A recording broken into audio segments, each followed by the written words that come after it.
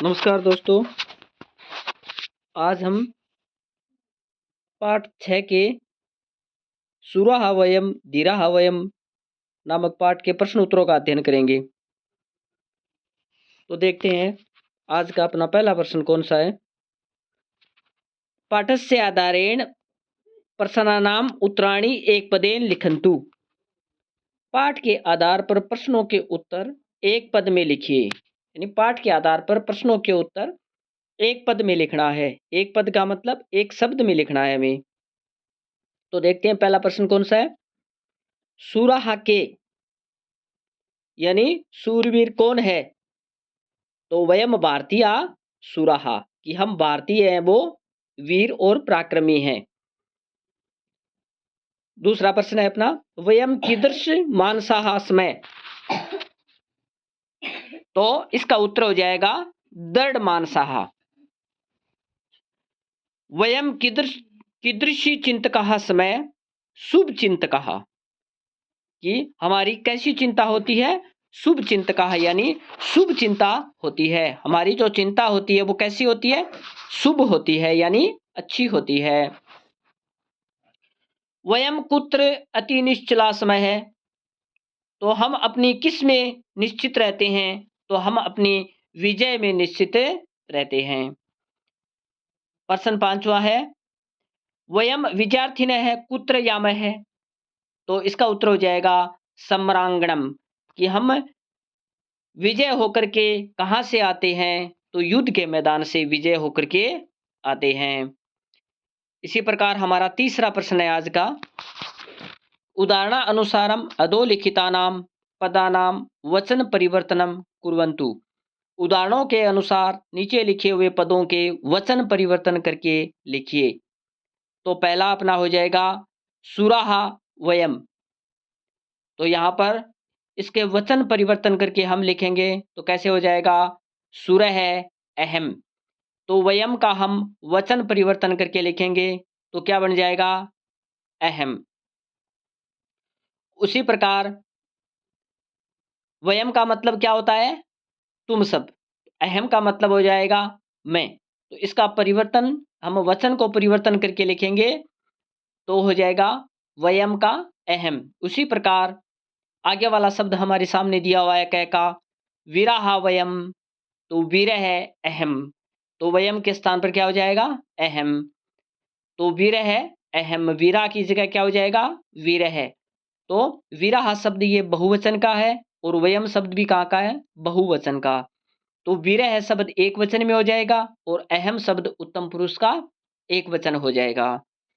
उसी प्रकार हमारे सामने ख दिया हुआ है बलशाली न है। तो इसको हम परिवर्तित करके लिख देंगे बलशाली। उसी प्रकार हमारे सामने इसके आगे दिया हुआ है जयगामी न है। तो इसको हम परिवर्तन करके लिखेंगे जयगामी। उसी प्रकार गय हमारे सामने लिखा हुआ है दृढ़ मानसाहा। तो इसको हम चेंज करके लिखेंगे तो कैसे हो जाएगा दृढ़ मानस है। दृढ़ मानसा है इसके आगे विसर्ग है और ये सीधा हो जाएगा दृढ़ मानसा। प्रिय सहसाहा तो इसका हो जाएगा प्रिय सहसाहा। अति बाहुक है तो इसका हो जाएगा अति बाहुकाहा। उसी प्रकार शुभ चिंतकहा इसका हो जाएगा शुभ चिंतक है। ये जो बहुवचन है उसको हम एक वचन में और एक वचन है उसको हम बहुवचन में चेंज कर देंगे। उसी प्रकार धन कामना तो इसका बहुवचन धन कामना। वंचना तो इसका हो जाएगा वंचना। ऊर्ज सबला ऊर्ज सबल है शब्द है हमारे सामने। तो इसका जो किताब वाले ने बना करके दे रखा है वो क्या हो जाएगा ऊर्ज सबला। उसी प्रकार हमारे सामने अति निश्चल है तो इसका हो जाएगा अति निश्चला। तो इसको हम लिंग परिवर्तन एक वचन है उसको बहुवचन में चेंज करके लिख देंगे। इनके हमें वचन परिवर्तन करने हैं। एक वचन को बहुवचन में बहुवचन को एक वचन में कन्वर्ट करके लिखना है। उसी प्रकार हमारे सामने आगे वाला शब्द है वो क्या दिया हुआ है कि प्रश्न नंबर 4 है वो क्या दिया है इसने कि स्तंभ क को स्तंभ ख के साथ उचित मेल करके रिक्त स्थानों की पूर्ति करनी है। यानी कै वाली जो लाइनें दी हुई हैं उन लाइनों को हमें ख की लाइनों के साथ मिलान करते हुए आगे खाली स्थानों में लिखना है। तो इन लाइनों का हम क्या करेंगे, मिलान करते हुए आगे वाली लाइनों में लिखेंगे। तो यहाँ पर क्या लिखा हुआ है, सबसे पहले गत भीतयो धर्त नित्यो, तो इसका सामने वाले लाइन से मिलान करेंगे तो क्या हो जाएगा, दृढ़ शक्तियो हो निखिलाहा। तो ये हमारे सामने किताब वाले ने खुद बना करके दे रखा है। इसी प्रकार हम दूसरा बनाएंगे। तो यामो वयम सम्रंगण है, तो इसका आगे वाली लाइन में मिलान करेंगे, वो क्या हो जाएगा, विद्यार्थिनो बालाहा, इससे मिलान कर लेंगे हम। इसी प्रकार हो जाएगा जगदीश है परमेश है, तो इसको हम मिलान करेंगे सकलेश है भगवान। तो इसको इसके साथ मिलान करके और यहाँ पर आगे लिख देंगे हम। उसी प्रकार घ हो जाएगा जय मंगलम परमोज्वलम, इसको हम मिलान कर देंगे नो देहि परमात्मन। इससे मिलान करके इस लाइन में हमें ऊपर वाले लाइन में हमें लिख देंगे। उसी प्रकार ङ वाला जन सेवका अति बहुका शुभ चिंतका नियतम, इसको हमें इस लाइन में लिख देंगे। उसी प्रकार ऊर्ज सबला वर्ष सबला अति निश्चला, इसको हम अंतिम लाइन में लिख देंगे।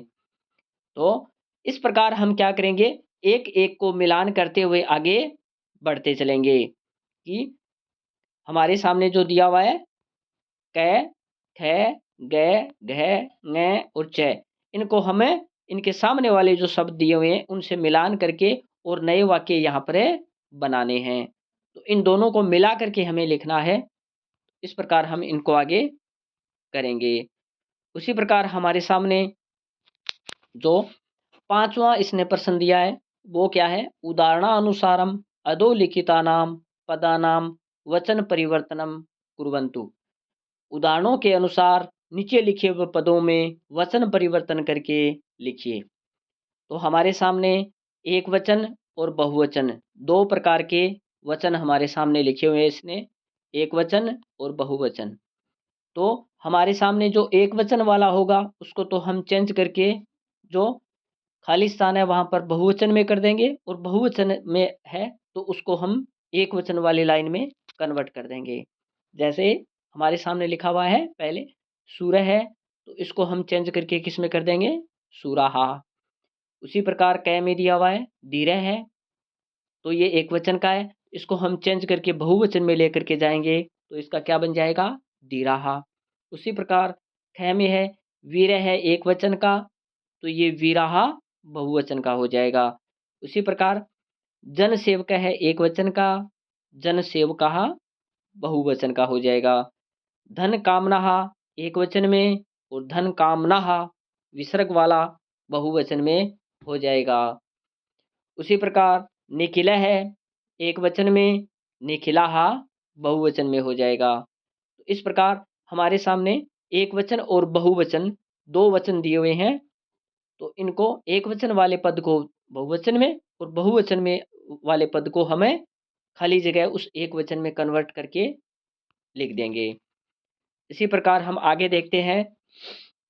प्रश्न नंबर 6 हमारे सामने क्या दिया है इसने कि उदाहरणम दृष्ट्वा अधोलिखितानि पदानि परस्परम संयोज्य वाक्यानि रचयन्तु, उदाहरणों को देख करके नीचे लिखे हुए पदों को परस्पर संयोज्य का मतलब क्या होता है, जोड़ करके, संयोज्य का मतलब होता है जोड़ करके, कि हमें जोड़ करके क्या करना है, वाक्यों की रचना करनी है। कि नीचे लिखे हुए जो पद हैं क और ख, इन दोनों को जोड़ते हुए हमें एक पूर्ण वाक्य बनाना है।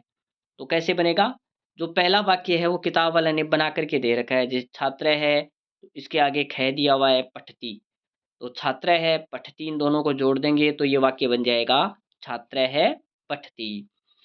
इसी प्रकार ख इसने दिया है छात्रों पठते है, तो ये हो जाएगा छात्रों पठते है। तो इससे इसको मिलान कर दिया इसने, और मिलान करके इन दोनों शब्दों को आगे या दोनों पदों को आगे लिख दिया और एक पूर्ण वाक्य बना दिया। इसी प्रकार छात्र है पठंती, छात्र है पठन्ति, तो ये हो जाएगा छात्र है पठन्ति, वाक्य बन जाएगा। उसी प्रकार अहम पठामि, तो अहम पठामि वाक्य बन जाएगा। उसी प्रकार आवाम, यहाँ पर नीचे लिखा हुआ है पठावै है, तो ये पद बन जाएगा आवाम पठावै है, पद बन जाएगा। ये नीचे लिखा हुआ है आवाम पठावै है, तो ये पद बन जाएगा आवाम पठावै है बन जाएगा। उसी प्रकार वयम पठामह है, तो ये हमारे सामने लिखा हुआ है वयम पठामह है। उसी प्रकार तवम ऊपर लिखा हुआ है पठसी, तो हमारे सामने वाक्य बन जाएगा तवम पठसी। युवाम पठता है, तो युवाम पठता है, पद बन जाएगा पूर्ण वाक्य। यूयम पठता है, पठत हो जाएगा, तो यूयम पठत। युवाम पठता है, यूयम पठत। तो इस प्रकार हमारे सामने ये प्रश्न है वो हल हो जाएगा। दोनों को मिलाते हुए पदों को हम पूर्ण वाक्य बना देंगे। उसी प्रकार हमारे सामने आगे वाला प्रश्न, 7वां प्रश्न दिया हुआ है, वो क्या है? कोष्टकात उचितम पदम स्वीकृत्य रिक्त स्थाने लिखन्तु। कोष्टक में उचित पदों को स्वीकार करते हुए रिक्त स्थानों में लिखो, कि उचित पद कौन सा आएगा इन खाली स्थानों में, वो हमें भरना है। इसमें ये पूछ रहा है कि कौन सा पद इसमें आएगा, वो आपको भरना है खाली स्थानों के अंदर। तो पहला है तद स्त्रीलिंग प्रथमा विभक्ति एक वचन। तो तद शब्द में स्त्रीलिंग और प्रथमा एक वचन में क्या हो जाएगा? सा हो जाएगा। तो सा शब्द से इसका रूप बन जाएगा। उसी प्रकार हम कै को देखेंगे, अस्मद शब्द प्रथमा विभक्ति एक वचन में, तो इसका रूप हम चलाएंगे तो कैसे चलेगा? अहम से चलेगा, प्रथमा विभक्ति एक वचन में, कि अहम, अवाम, वयम, इस प्रकार हम इसका रूप चला देंगे। तो अस्मद शब्द का रूप प्रथमा विभक्ति एक वचन में कैसे चलेगा? अहम शब्द से चलेगा। उसी प्रकार युष्मत शब्द का जो रूप है वो द्विवचन में कैसे बनेगा प्रथमा विभक्ति में? तो युवाम बन जाएगा, युवाम से इसका रूप बन जाएगा। उसी प्रकार तद शब्द का पुल्लिंग प्रथमा विभक्ति बहुवचन में कैसे बनेगा? तो ते हो जाएगा। तो इस प्रकार हमें इन रूपों को बनाते हुए आगे बढ़ेंगे। इसी प्रकार घ वाला प्रश्न इसने दिया है कि इसमें कह रहा है, क्या कह रहा है कि एतत् शब्द का नपुंसकलिंग प्रथमा विभक्ति बहुवचन में रूप क्या बन जाएगा? तो एतत्, एते, एतानि, तो एतानि रूप बन जाएगा इसका। इसी प्रकार एतत् स्त्रीलिंग प्रथमा विभक्ति एक वचन में क्या रूप बनेगा? तो ऐसा बनेगा। तो ऐसा इसका रूप बन जाएगा, कि ऐसा, ऐसा से इसका रूप है वो बन जाएगा। किसमें? स्त्रीलिंग प्रथमा विभक्ति एक वचन में।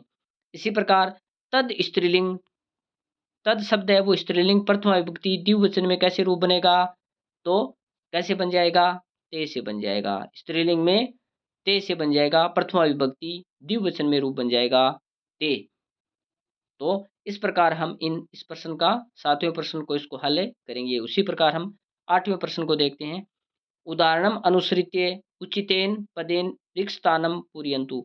उदाहरणों का अनुसरण करते हुए उचित पदों से रिक्त स्थानों की पूर्ति करो। तो इसमें पहला हमारे सामने लिखा हुआ है क्या? तो बालक है, तो लिख शब्द है, इसका हम रूप बना देंगे एक वचन में, तो क्या बन जाएगा? लिखती। उसी प्रकार अहम, गत शब्द का रूप बना देंगे उत्तम पुरुष एक वचन में, तो कैसे बन जाएगा? गच्छानि। उसी प्रकार हम महिला शब्द के साथ वद शब्द का रूप बना देंगे, तो क्या कैसे बन जाएगा? वदंती। ये महिला जो शब्द है ये बहुवचन का है, तो वद का वदंती बहुवचन का रूप बन जाएगा। उसी प्रकार फलानी जो शब्द है इसमें पत्र का रूप बनाएंगे, तो कैसे बन जाएगा? फलानी शब्द है ये बहुवचन का है, तो कैसे बन जाएगा? पतंती। फलम, फले, फलानी, तो फलानी बहुवचन का है, तो पतंती भी किसका हो गया? बहुवचन का। उसी प्रकार हम आगे देखते हैं, ये छात्रों शब्द द्विवचन का है, तो क्रीड धातु का द्विवचन का रूप बन जाएगा क्रीडतः है। इसी प्रकार हमारे सामने यहाँ पर लिखा हुआ है कवि ही पश्यति, तो कवि ही शब्द एक वचन का है, तो पश्यति भी कहाँ का हो जाएगा? एक वचन का। उसी प्रकार देवाहा शब्द है, ये बहुवचन का है, तो आगच्छन्ति शब्द किसका हो जाएगा? बहुवचन का। उसी प्रकार गृहणीय शब्द बहुवचन का है, तो उपविशन्ति शब्द किसका हो जाएगा? बहुवचन का। उपविश शब्द से हम बहुवचन में रूप बना देंगे उपविशत विशन्ति। उसी प्रकार आगच्छ से बहुवचन में रूप बना देंगे आगच्छन्ति। इस प्रकार ये हमारा 8वां प्रश्न है, ये पूर्ण हो जाएगा। तो इसी प्रकार हमें इससे पाठ के जो प्रश्न उत्तर हैं उनका अध्ययन किया है। धन्यवाद।